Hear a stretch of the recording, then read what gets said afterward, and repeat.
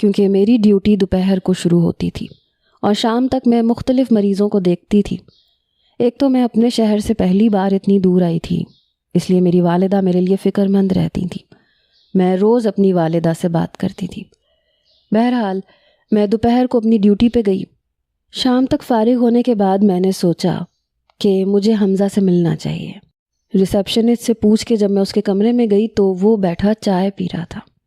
چائے کا کپ اس کے ہاتھ میں تھا، دونوں کلائیوں پہ رسیاں بندھی ہوئی تھیں اور اسے پیچھے بیڈ کے کراؤن سے باندھا گیا تھا۔ اسے اتنی آزادی حاصل تھی کہ اپنے ہاتھ سے کچھ کھا سکتا تھا۔ سامنے ٹی وی پہ کچھ دیکھ رہا تھا۔ اس نے ایک نظر مجھ پہ ڈالی اور بڑی گہری ڈالی۔ مجھے سر سے پاؤں تک اس نے دیکھا۔ ایک نظر ڈال کے وہ دوبارہ اسی کرکٹ میچ کو دیکھنے لگا۔ میں اس کے پاس آئی۔ میں نے کہا، ہیلو مسٹر حمزہ۔ میں نے اپنا ہاتھ اس کی طرف بڑھایا لیکن اس نے ہاتھ نہیں ملایا اور نہ ہی مجھے دوبارہ دیکھا۔ وہ یوں بیٹھا تھا جیسے میں کمرے میں آئی ہی نہ ہوں۔ وہ کرکٹ دیکھ رہا تھا جہاں پہ آسٹریلیا اور پاکستان کا میچ چل رہا تھا۔ ساتھ ساتھ میں ایک گھونٹ چائے کا بھی پی رہا تھا۔ چہرے پہ ابھی بھی تکلیف کے آثار موجود تھے۔ میں نے کہا، آپ مجھ سے ہاتھ نہیں ملائیں گے، مجھ سے دوستی نہیں کریں گے؟ وہ کہنے لگا، لڑکا لڑکی دوست نہیں ہوتے۔ ایک ایک لفظ اس نے جما کے مجھ سے کہا تھا۔ میں نے اپنا ہاتھ پیچھے کر لیا۔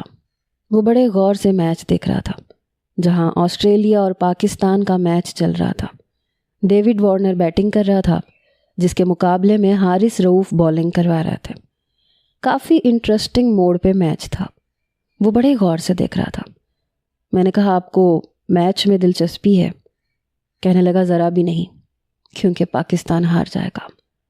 میں نے کہا، آپ کیسے کہہ سکتے ہیں؟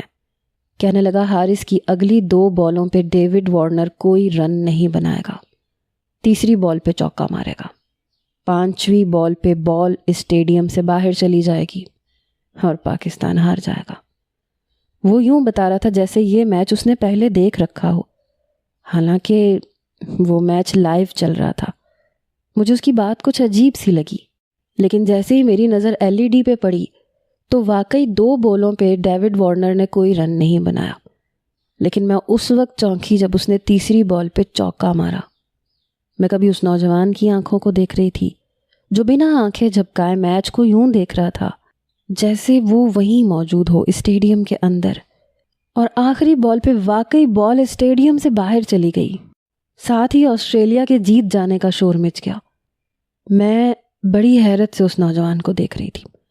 اس نے ریموٹ پکڑا، سامنے کی LED بند کر دی، پھر وہ مجھے دیکھنے لگا۔ میں حیرت سے منہ کھولے اسے ہی دیکھ رہی تھی۔ وہ کہنے لگا، رات کو 3:19 پہ تم ایک CT تھراپی روم میں کیوں آئی تھی؟ رو کیوں رہی تھی؟ تم سائیکالوجسٹ ہو؟ اس کی بات نے مجھے حیران کر کے رکھ دیا تھا۔ وہ نیند میں، بے ہوشی میں بھی سب کچھ سن رہا تھا۔ پھر وہ مسکرانے لگا، کہنے لگا، میرا کیس تم نہیں لڑ سکتی، تم ابھی میرے سامنے بچی ہو۔ اس کی بات نے مجھے حیران کیا تھا۔ پھر چائے کا کپ اس نے سائڈ پہ رکھا۔ کہنے لگا، اب یہاں کیا کر رہی ہو؟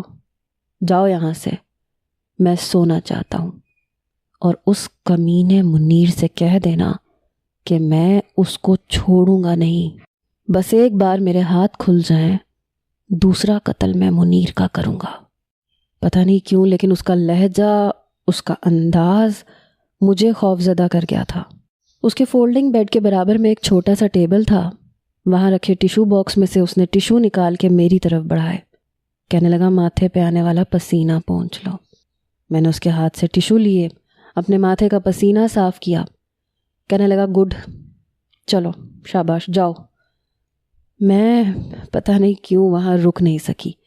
جیسے ہی میں کمرے کے دروازے پہ پہنچی تو کہنے لگا، بات سنو۔ لہجہ کافی سخت تھا۔ میں نے پلٹ کے دیکھا تو کہنے لگا، منیر تک میرا پیغام ضرور پہنچا دینا۔